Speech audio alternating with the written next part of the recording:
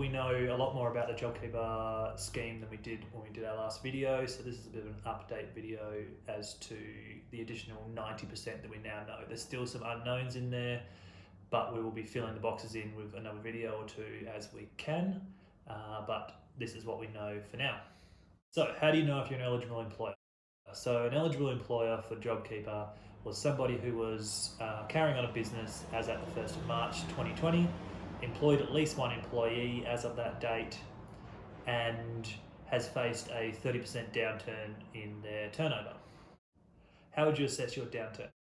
So the downturn is based on your GST turnover for one of three periods. It's either the March 20 versus March 19, the projected turnover for your April 20 versus April 19, or your projected turnover for the quarter ended 30 June 20 versus the quarter ended 30 June 19.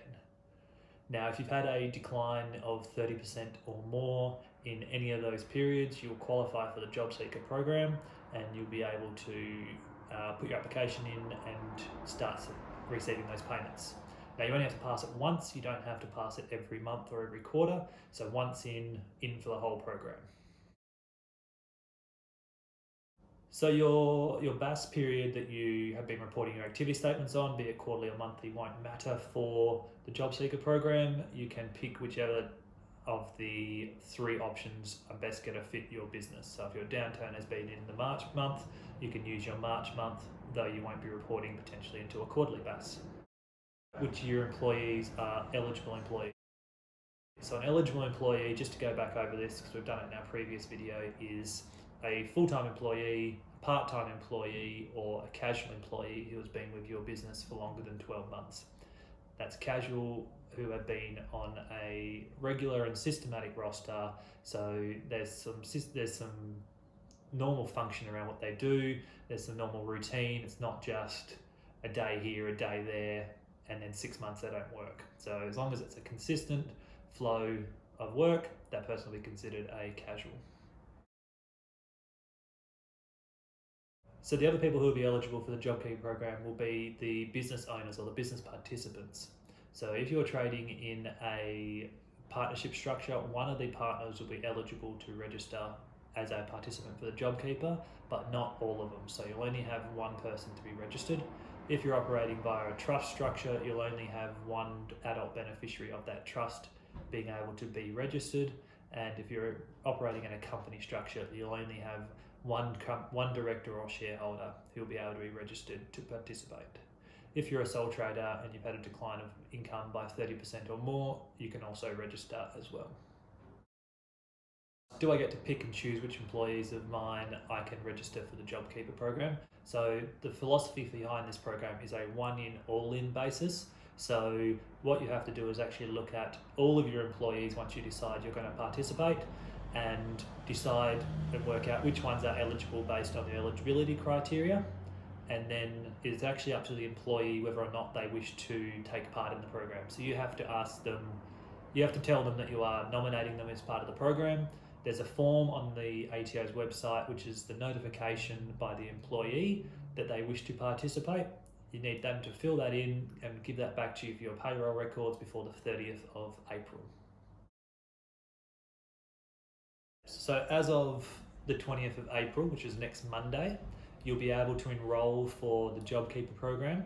So that'll involve registering on the ATO website to start putting in details about your business, ABN details, and what period you're assessing your downturn or drop in income in. You will also need to notify your employees that you are intending to claim JobKeeper on their behalf and that they aren't claiming it for any other employers. As I've said, you'll need to have these employees fill in and return to you the JobKeeper employee notification form, which can be found on the ATO website, and that should be returned to you before the end of April. So what do I need to do now? So as of Monday next week, which is the 20th of April, you'll be able to enrol to participate in the JobKeeper program on the ATO business portal using your MyGov ID. So if you don't have this set up yet, you need to get your MyGov ID set up to be able to access your business portal. Once you start the enrolment process, you'll put in details such as your banking details, your ABN, and how you've assessed your downturn or decline in turnover. And finally, the last thing you need to do prior to the end of April is to make sure that all of your employees who will be participating in the JobKeeper program have been paid a minimum of $1,500 in their gross pays per fortnight for the month of April. So for the current month of April, what you can actually do is pay a lump sum at the end to balance them up if you haven't been paying them the $1,500 currently. But you will need to assess where your pay cycle falls slightly different to the JobKeeper fortnights. It's best to contact your accountant to get the correct timing and advice on this. So what next? So after the 4th of May, you'll be able to start receiving your JobKeeper payments from the ATO. This will be done via an online claim process where you log in via the business portal using your MyGov ID, and you'll enter in the details for those employees that you've been paying the minimum $1,500 a fortnight for, and completing your JobKeeper declaration form, you'll receive the payments from the ATO monthly in arrears. So from the 4th of May onwards, you will receive 2 fortnights per employee for April, and then monthly in arrears from then onwards. What you need to do with your payroll right now to get ready for JobKeeper. You need to make sure that you're paying your employees the minimum $1,500 a fortnight for the JobKeeper fortnights, and track this as a separate payroll category in your software. So you'll need to be setting up a different earnings line depending on your software for the JobKeeper top-up payments, as these payments won't attract superannuation guarantee, but they will still attract the normal pay-as-you-go withholding. It's best to contact your accountant to get advice as to how to set this up for your software. So how can Lincoln's help? Every situation is different and every client has different circumstances. It's best to give us a call to talk through how we can maximise your eligibility for JobKeeper, what other programs and stimuluses would be eligible for your business, and just how you're going and what we can do to help out. Feel free to give any of our team a call at any time to help you.